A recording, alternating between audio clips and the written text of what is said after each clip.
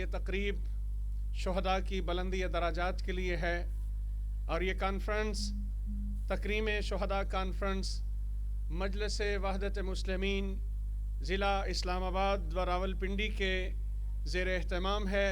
یعنی آج کی میزبانی کا شرف ہماری اسلام آباد اور راولپنڈی کی ٹیم کو یہ شرف حاصل ہے کہ وہ آج آپ کے میزبان ہیں۔ میں اس وقت ہمارے درمیان ضلع اسلام آباد کے سیکریٹری جنرل برادر سید ظہیر عباس نقوی صاحب موجود ہیں۔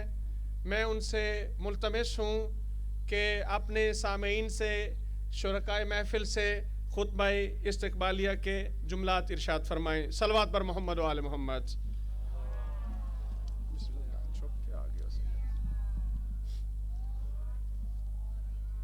اعوذ باللہ من الشیطان الرجیم، بسم اللہ الرحمن الرحیم۔ رب اشرح لی صدری ویسر لی امری واحلل عقدۃ من لسانی یفقہوا قولی۔ فقد قال اللہ تعالی فی کلامہ المجید وفرقانہ الحمید، بسم اللہ الرحمن الرحیم۔ ونريد أن نمن على الذين استضعفوا في الأرض ونجعلهم أئمة ونجعلهم الوارثين۔ تکریم شہداء کانفرنس کے شرکاء، آپ سعادت بخش ہو کہ ان پاکیزہ ترین ہستیوں کی نسبت سے ہونے والے پروگرام میں شرکت ہیں، اور خدائے مہربان کے لاکھ مشکور ہیں کہ ہم نے شہداء کی اس محفل کے لیے کوشش کی، اپنا حصہ ڈالا۔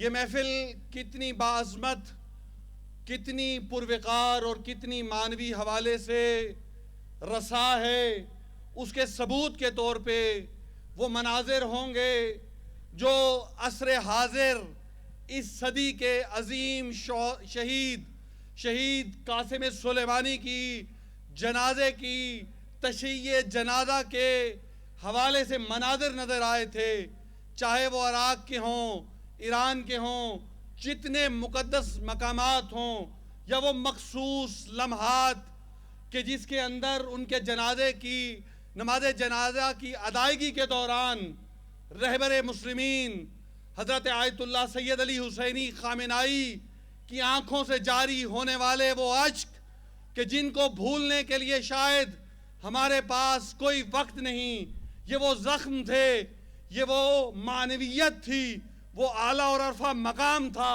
کہ جس کا اظہار ان اشکوں سے بھی ہو رہا تھا۔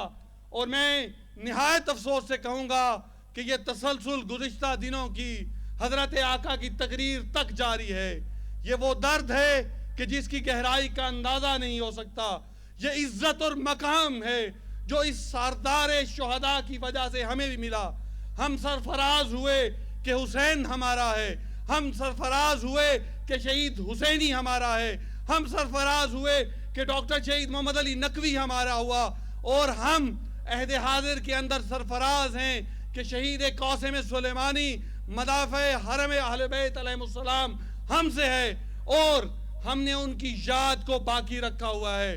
میں آخری جملوں کے اندر یہ کہوں گا، وہ فرمان نقل کروں گا جو میرے رہبر اور حضرت آقا سے مربوط ہے۔ حضرت آقا فرماتے ہیں ہم اس حالت سے کبھی باز نہیں آئیں گے۔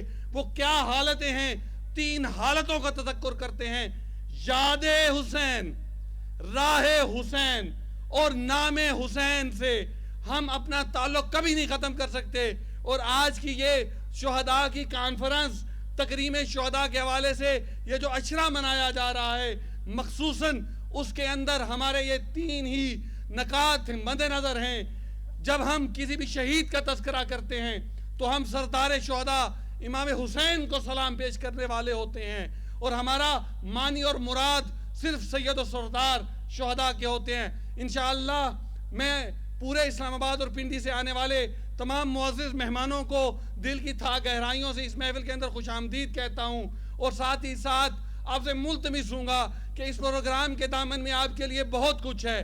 آخری لمحے تک متوجہ ہو کر یہاں آنے والے مقررین، علماء، خطباء، نوحہ خان، شاعر اہل بیت سے ضرور استفادہ کریں۔ انشاءاللہ شہداء کے حوالے سے ایک بھرپور پروگرام آپ کو ملنے جا رہا ہے. والسلام ورحمۃ اللہ وبرکاتہ. اب میں